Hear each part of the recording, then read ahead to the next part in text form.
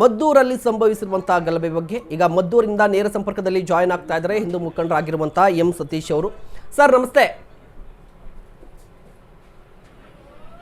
ನಮಸ್ತೆ ಸರ್, ಸದ್ಯ ಮದ್ದೂರಲ್ಲಿ ಯಾವ ರೀತಿಯ ಪರಿಸ್ಥಿತಿ ಇದೆ ಅದರ ಬಗ್ಗೆ ಒಂಚೂರು ಡೀಟೇಲ್ಸ್ ಅನ್ನ ಕೊಡಬಹುದಾ? ಸರ್, ಸದ್ಯಕ್ಕೆ ಬೂದಿ ಮುಚ್ಚಿದ ಕೆಂಡದಂತಿದೆ. ಏನು ಈ ಹಿಂದೂಗಳ ಮೇಲೆ ಷಡ್ಯಂತ್ರ ನಡೀತಾ ಇದೆ, ದೌರ್ಜನ್ಯ ನಡೀತಾ ಇದೆ. ಇದನ್ನ ಗಮನಿಸಿದಂತ ಕಳೆದ ಧರ್ಮಸ್ಥಳದಿರ್ಬೋದು ಅಥವಾ ಹಿಂದೂಗಳ ಹತ್ಯೆಗಳಿರ್ಬೋದು, ಶಿವಮೊಗ್ಗ ಗಲಾಟೆ ಇರ್ಬೋದು, ಇವೆಲ್ಲವನ್ನ ಗಮನಿಸ್ತಾ ಕೂತಿದ್ದಂತ ಶ್ರೀಸಾಮಾನ್ಯ ಹಿಂದೂ ಪ್ರತಿಯೊಬ್ಬ ಹಿಂದೂ ಕೂಡ ಮದ್ದೂರಿನಲ್ಲಿ ಎಚ್ಚೆತ್ಕೊಂಡಿದ್ದಾರೆ. ಹಾಗಾಗಿ ಇಷ್ಟು ದೊಡ್ಡ ಮಟ್ಟದ ಒಂದು ಪ್ರತಿಭಟನೆ, ಒಂದು ದೊಡ್ಡ ಮಟ್ಟದ ಒಂದು ಏನು ಜಾಥಾಗಳು ನಡೀತಾ ಇರುವಂತದ್ದು, ಬಂದಾಗಿರ್ತ 3 ದಿವಸದಿಂದ ಬಂದ್ ಮಾಡಿರ್ತಕ್ಕಂಥದ್ದು, ಮದ್ದೂರಿನ ಮೆರವಣಿಗೆ ಹೊರಟಿರ್ತಕ್ಕಂಥದ್ದು.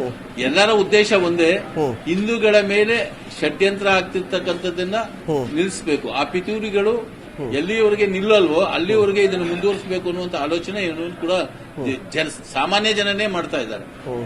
ಅಷ್ಟು ದೌರ್ಜನ್ಯಕ್ಕೆ ಒಳಪಡ್ತಾ ಇದ್ದಾರೆ ಮುಸ್ಲಿಂ ಅನ್ಯಕೋಮಿನವರಿಗೆ. ಸರ್, ಮತ್ತೆ ಮೊನ್ನೆ ನಡೆದಂಥ ಲಾಠಿ ಚಾರ್ಜ್ ಬಗ್ಗೆ, ಅಂದರೆ ಲಾಠಿ ಚಾರ್ಜ್ ಬಗ್ಗೆನೇ ಒಂದಿಷ್ಟು ಪ್ರಶ್ನೆಗಳಿದೆ. ಏಕಾಏಕಿಯಾಗಿ ಲಾಠಿ ಚಾರ್ಜ್ ನಡೆಸಿಬಿಟ್ರು ಹಿಂದೂ ಕಾರ್ಯಕರ್ತರ ಮೇಲೆ ಅಂತ ಹೇಳ್ಬಿಟ್ಟು, ಅಂದರೆ ಎಕ್ಸಾಕ್ಟಾಗಿ ಏನಾಗಿತ್ತು ಮೊನ್ನೆ ಲಾಠಿ ಚಾರ್ಜ್ನ ಸಂದರ್ಭದಲ್ಲಿ? ಪ್ರತಿಭಟನೆ ಶಾಂತ ರೂಪದಲ್ಲಿ ಇದ್ರೂ ಕೂಡ ಲಾಠಿ ಚಾರ್ಜ್ ನಡೆಸಿದ್ರಾ ಏನು ಅಂತ? ಇಲ್ಲ, ಪ್ರತಿಭಟನೆ ನಡ್ಕೊಂಡು ಬರ್ತಾ ಇತ್ತು.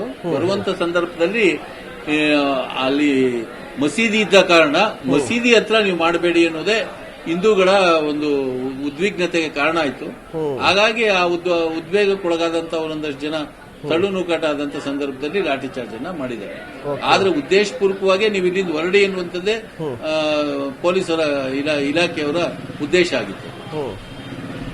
ಮತ್ತೆ ಇನ್ನೊಂದು ಸರ್, ನಿನ್ನೆ ತಾನೇ ಶಾಂತಿ ಸಭೆ ಆಯಿತು, ಹೋರಾಟ ಮಾಡಿರ್ಲಿಲ್ಲ ಅಥವಾ ಇನ್ನೇನು ಮಾಡಿರ್ಲಿಲ್ಲ. ಓಕೆ, ಅಲ್ಲ ನಿನ್ನೆ ತಾನೇ ಶಾಂತಿ ಸಭೆ ಆಯ್ತಲ್ಲ, ಶಾಂತಿ ಸಭೆಗೆ ಹೋಗದೆ ಇವತ್ತು ಮೆರವಣಿಗೆ ನಡೆಸ್ತಾ ಇದ್ದೀರಿ ಅಂತ ಅಂದ್ರೆ ಹಿಂದೂ ಕಾರ್ಯಕರ್ತರ, ಹಿಂದೂ ಸಂಘಟನೆಗಳ ಉದ್ದೇಶ ಏನು ಹಾಗಾದ್ರೆ? ನಿನ್ನೆ ಶಾಂತಿ ಸಭೆಗೆ ಯಾಕೆ ಹೋಗ್ಲಿಲ್ಲ ಅನ್ನುವ ಪ್ರಶ್ನೆಯನ್ನು ಕೂಡ ಕೇಳಬಹುದು ಅಂತ.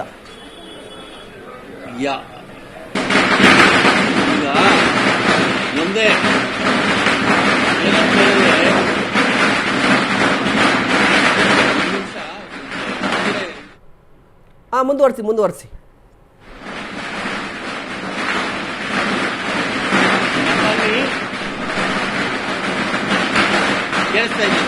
ಮಾತಾಡಿ ಕೇಳಿಸ್ತಾ ಇದೆ. ಮಾತಾಡಿ ನನ್ಕೊಂಡು ಕೇಳಿಸ್ತಿದ್ಯಾ ನಿಮ್ಗೆ? ನಾವು ಶಾಂತಿ ಸಭೆಯನ್ನ ಬಹಿಷ್ಕಾರ ಮಾಡ್ಲಿಕ್ಕೆ ಕಾರಣ ಏನಂತ ಹೇಳಿದ್ರೆ, ಶಾಂತಿ ಸಭೆ ಬಹಿಷ್ಕಾರ ಹಾಕ್ಲಿಕ್ಕೆ ಕಾರಣ ಏನಂತ ಹೇಳಿದ್ರೆ, ನಾವು ಸಂಪೂರ್ಣ ಈ ಸರ್ಕಾರದ ಮೇಲೆ ನಂಬಿಕೆ ಹೊರಟೋಗಿದೆ. ಸರ್ಕಾರ ತಗೊಳ್ತಕ್ಕಂಥ ನಿರ್ಮಾಣಗಳ ಮೇಲೆ ನಮಗೆ ನಂಬಿಕೆ ಹೊರಟೋಗಿದೆ. ಹಾಗಾಗಿ ನಾವು ಯಾವುದೇ ಶಾಂತಿ ಸಭೆಗೆ ಭಾಗವಹಿಸಲಿಲ್ಲ ನಿನ್ನೆ ಅಷ್ಟೇ ಹೊರತು ನಮಗೆ ಶಾಂತಿ ಸಭೆಗೆ ಭಾಗವಹಿಸಬಾರದು, ನಾವು ಈ ಸೌಹಾರ್ದತೆಯನ್ನ ನಿರ್ಮಾಣ ಮಾಡಬಾರದು ಅನ್ನುವಂತ ಕೆಟ್ಟ ಉದ್ದೇಶ ಏನಲ್ಲ. ಆದ್ರೆ ನಾವು ಹೋದ್ರೂ ಕೂಡ ರಿಸಲ್ಟ್ ಒಂದೇ ಇರ್ತದೆ, ಅದು ಹಿಂದೂಗಳ ವಿರುದ್ಧವಾಗಿರ್ತದೆ, ಅದು ಇನ್ನೊಂದು ಕೋಮಿನವರ ಪರವಾಗಿರ್ತದೆ. ಈಗಾಗಲೇ ನೀವು ನೋಡಿದ್ರೆ ನಿನ್ನೆ ಮೈಸೂರಿನಲ್ಲಿ ಏನಾಗಿದೆ, ಶಿವಮೊಗ್ಗದಲ್ಲಿ ಏನಾಗಿದೆ, ಭದ್ರಾವತಿನಲ್ಲಿ ಏನಾಗಿದೆ. ಈ ತರದ ಸರ್ಕಾರ ಇಟ್ಕೊಂಡು ನಾವು ಯಾವ ರೀತಿ ನಂಬಿಕೆ ಇಟ್ಟು ಅವ್ರ ಹತ್ರ ಹೋಗೋಣ ಶಾಂತಿ ಸಭೆಗೆ? ಓಕೆ, ಆಯ್ತು. ನೀವು ಹೇಳ್ತಾ ಇದ್ರಿ ಶಾಂತಿ ಸಭೆಯಿಂದ ಬೇಡಿ, ನಿನ್ನೆ ನಡೆದಂತ ಘಟನೆಗಳನ್ನ ಉದಾಹರಣೆ ಇಟ್ಕೊಂಡು ನಾವೇನು ನಂಬಿಕೆ ಇಟ್ಕೊಳ್ಳೋಣ ಅವ್ರ ಮೇಲೆ, ಸರ್ಕಾರದ ಮೇಲೆ? ಆಯ್ತಾಯ್ತು. ಈಗ ಶಾಂತಿ ಸಭೆಯ ಮೇಲೆ ನಂಬಿಕೆ ಇಲ್ಲ ಅಂತ ಹೇಳ್ತಿದ್ದೆ, ಸರ್ಕಾರದ ಮೇಲೆ ಕೂಡ ನಂಬಿಕೆ ಇಲ್ಲ ಅಂತ ಹೇಳ್ತಾ ಇದ್ರಿ. ಹಾಗಾದ್ರೆ ಹೋರಾಟದಿಂದ ನ್ಯಾಯ ಸಿಗುತ್ತೆ ಅನ್ನುವ ನಂಬಿಕೆ ಇಲ್ಲ. ಹೋರಾಟದಿಂದ ನ್ಯಾಯ ಸಿಗುತ್ತಾ? ಅಲ್ಲ, ಈಗ ನಾವು ಹೋರಾಟ ಮಾಡ್ತಾ ಇದೀವಿ ಅನ್ನೋದಕ್ಕಿಂತ ಅಲ್ಲ, ಹೋರಾಟದಿಂದ ನಿಮ್ಮ ಹೋರಾಟದ ಬಗ್ಗೆ ಪ್ರಶ್ನೆ ಇಲ್ಲ ಸರ್. ಸಂತೋಷ್ ಸರ್ ನೋಡಿ, ನಿಮ್ಮ ಹೋರಾಟದ ಬಗ್ಗೆ ಪ್ರಶ್ನೆ ಇಲ್ಲ ನನಗೆ. ನಿಮ್ಮ ಹೋರಾಟ ಹಿಂದೂಗಳ ಭಾವನೆಗೆ ಧಕ್ಕೆ ಆದಂತಹ ಸಂದರ್ಭದಲ್ಲಿ ಪ್ರತಿಭಟಿಸಲೇಬೇಕು. ನಾನು ಕೂಡ ಅದನ್ನ ಹೇಳ್ತೀನಿ. ಇದು ಬಹುಸಂಖ್ಯಾತ ಹಿಂದೂಗಳಿರುವಂತಹ ದೇಶ. ನಮ್ಮ ಹಿಂದೂಗಳಿಗೆ, ನಮ್ಮ ಹಿಂದೂ ಹಬ್ಬಗಳಿಗೆ ಏನಾದರೂ ಅಪಚಾರವನ್ನ ಎಸಗುವಂಥದ್ದು ಇಲ್ಲ, ನೀವು ಇಲ್ಲಿ ಹಬ್ಬವನ್ನು ಆಚರಣೆ ಮಾಡಿ, ಅಲ್ಲಿ ಹಬ್ಬ, ಒಂದು ಕಂಡೀಷನ್ಸ್ ಹಾಕುವಂಥದ್ದು ಬೇಕಾಗಿಲ್ಲ. ಆದರೂ ಕೂಡ ಹೋರಾಟವನ್ನ ನಡೆಸ್ತಾ ಇದ್ರಿ. ಈ ಹೋರಾಟ ಹಿಂದೂ ಭಾವನೆಗಳಿಗೆ ಧಕ್ಕೆ ಆಗಿದೆ ಅಂತ ಅಲ್ವಾ? ಈ ಹೋರಾಟದಿಂದ ಯಾರು ಕಲ್ಲೆಸೆದ್ರಲ್ವಾ ಅವರ ವಿರುದ್ಧ ಕ್ರಮ ಆಗುತ್ತಾ ಅಂತ ಒಂದು ತಾರ್ಕಿಕ ಅಂತ್ಯ. ಈಗ ಕ್ರಮ ಈಗ ತಗೊಂಡಿರೋ ರೀತಿಯಲ್ಲಿ ಪೊಲೀಸ್ನವರು ನಡ್ಕೋತಾ ಇದ್ದಾರೆ. ಆದ್ರೆ ಅದು ಒಂದು ಕೊನೆ ಮುಟ್ಟುತ್ತಾ ಅನ್ನುವಂಥದ್ದು ನಂಬಿಕೆ ನಮ್ಗಿಲ್ಲ. ಅದು ಹಿಂದೂಗಳಿಗೆ ನ್ಯಾಯ ಸಿಗುತ್ತೆ ಅನ್ನುವಂತ ನಂಬಿಕೆ ಈ ಗೌರ್ಮೆಂಟ್ ನಮಗೆ ಕೊಟ್ಟಿಲ್ಲ, ಈ ಸರ್ಕಾರ ನಮಗೆ ಕೊಟ್ಟಿಲ್ಲ. ಹಾಗಾಗಿ ನಾವು ಆ ಸರ್ಕಾರದ ವಿರುದ್ಧವಾಗೇ ಹೋಗ್ಬೇಕಾಗುತ್ತೆ, ಅಥವಾ ಆ ನಿರ್ಣಯಗಳಿಗೆ ನಂಬಿಕೆ ಇಲ್ಲ ಅಷ್ಟೇ. ಇನ್ನೊಂದು ವಿರುದ್ಧ ಅನ್ನೋ ಪ್ರಶ್ನೆ ಇಲ್ಲ. ನಾವು ಆ ನಂಬಿಕೆಗಳು ಇಲ್ಲದೆ ಇರೋದ್ರಿಂದ, ನಂಬಿಕೆ ಕಳ್ಕೊಂಡಿರೋದ್ರಿಂದ ನ್ಯಾಚುರಲ್ ಆಗಿ ನಾವು ಬೀದಿ ಇಳಿದು ಹೋರಾಟ ಮಾಡಲೇಬೇಕಾಗುತ್ತೆ.